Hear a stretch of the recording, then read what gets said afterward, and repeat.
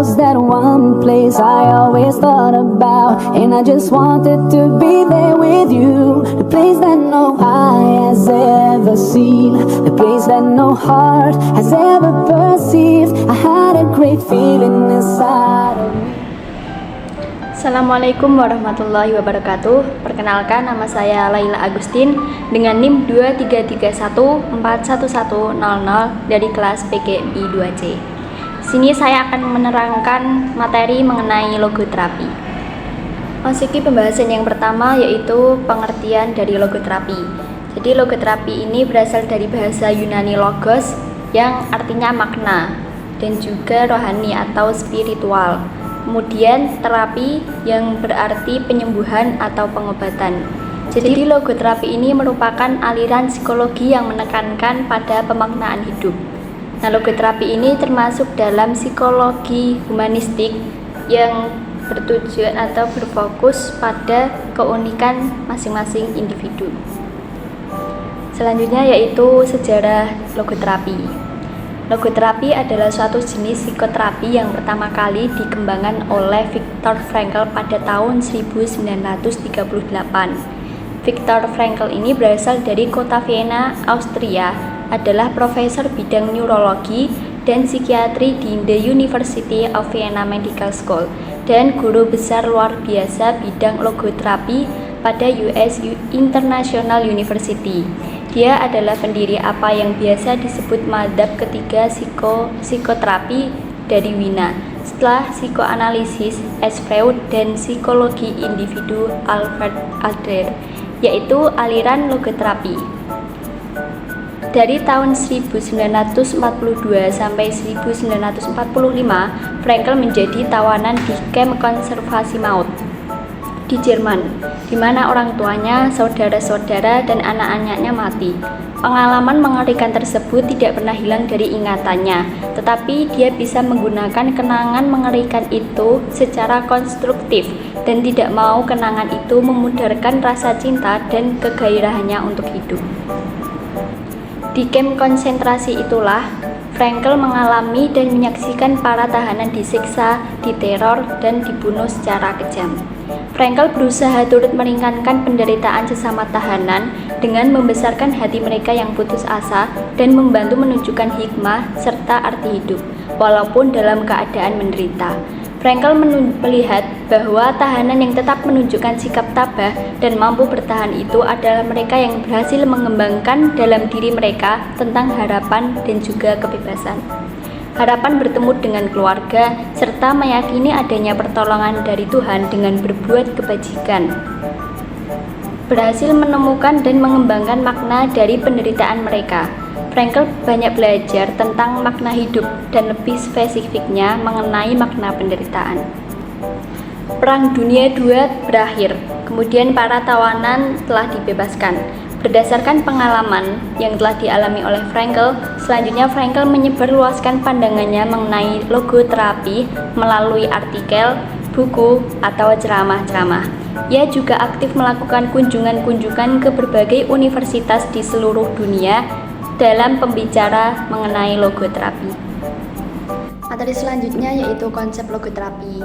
Yang pertama, makna itu terdapat dalam setiap situasi, baik dalam kebahagiaan maupun penderitaan. Jadi di sini tergantung dari seseorang dapat atau tidaknya menemukan sebuah makna dalam setiap situasinya. Apabila seseorang itu berhasil menemukan makna dalam situasi, maka hidupnya akan menjadi lebih bermakna. Konsep yang kedua yaitu kebebasan berkehendak. Jadi manusia memiliki kebebasan yang tak terbatas dalam menemukan makna hidupnya. Makna hidup dapat ditemukan melalui karya bakti, keyakinan atas harapan, kemudian kepercayaan atas keindahan, dan cinta kasih seseorang tersebut. Dan konsep yang terakhir yaitu manusia memiliki kemampuan dalam mengambil sikap terhadap penderitaan atau peristiwa tragis yang terjadi. Apabila peristiwa tragis tersebut tidak dapat diubah, sebaiknya manusia memiliki sikap yang tepat dalam mengambil keputusan atau menyikapi masalah tersebut, supaya tidak larut dalam penderitaan. Ketiga konsep tersebut berkaitan dengan eksistensi manusia dalam logoterapi, yaitu mengenai kerohanian, kebebasan, dan juga tanggung jawab. Materi selanjutnya yaitu tujuan dari logoterapi. Menurut Frankl, logoterapi bertujuan agar dalam masalah yang dihadapi klien, dia mampu menemukan makna dari penderitaan dan kehidupan serta cinta. Dengan penemuan itu, klien akan dapat membantu dirinya sehingga terbebas dari masalah tersebut. Tujuan utamanya yaitu meraih hidup bermakna dan mampu mengatasi secara efektif berbagai kendala dan hambatan pribadi. Atau dapat disebutkan tujuan dari logoterapi yang pertama yaitu memahami adanya potensi dan sumber daya spiritual yang secara universal ada pada setiap orang, terlepas dari ras, keyakinan, dan agama yang dianutnya. Yang kedua, menyadari bahwa sumber-sumber dan potensi itu sering ditekan, terhambat, dan diabaikan bahkan terlupakan. Yang ketiga, memanfaatkan daya-daya tersebut untuk bangkit kembali dari penderitaan, untuk mampu tegak menghadapi berbagai kendala, dan secara sadar mengembangkan diri untuk meraih kualitas hidup yang lebih bermakna. Selanjutnya yaitu tahapan-tahapan logoterapi. Logoterapi memiliki 4 tahapan. Yang pertama adalah tahap perkenalan dan pembinaan raport. Pada tahap ini diawali dengan menciptakan suasana nyaman untuk menjalankan proses konseling. Dengan pembinaan raport yang lama akan semakin membuka peluang untuk sebuah encounter, yaitu terwujudnya penghargaan kepada sesama manusia, ketulusan hati, dan pelayanan yang baik. Tahap yang kedua yaitu tahap pengungkapan masalah. Pada tahap ini, konselor mulai membuka wawancara konseling dengan klien mengenai masalah yang dihadapinya. Berbeda dengan konseling lain yang cenderung membiarkan klien sepuasnya mengungkapkan masalahnya, dalam logoterapi, klien sejak awal diarahkan untuk menghadapi masalah itu sebagai kenyataan. Tahapan yang ketiga yaitu tahap pembahasan bersama. Konselor dan klien bersama-sama membahas dan menyampaikan persepsi atas masalah yang dihadapi. Tujuannya yaitu menemukan arti hidup sekalipun dalam keadaan penderitaan. Pada tahap yang terakhir yaitu tahap evaluasi dan penyimpulan. Mencoba memberikan interpretasi atas informasi yang diperoleh sebagai bahan untuk tahap selanjutnya, yaitu perubahan sikap dan perilaku klien. Pada tahap ini mencakup modifikasi sikap, orientasi terhadap makna hidup, penemuan dan pemenuhan makna, serta pengurangan gejala. Kasus yang saya dapatkan yaitu terhadap teman saya sendiri.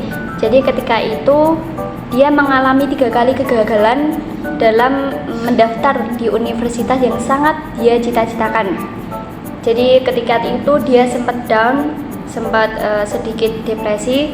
Namun ketika itu saya sudah menerapkan logoterapi kepada teman saya. Saya berikan pengertian dan juga saya meyakinkan bahwa setiap dari kegagalan atau penderitaan yang dia tidak inginkan itu pasti ada hikmahnya.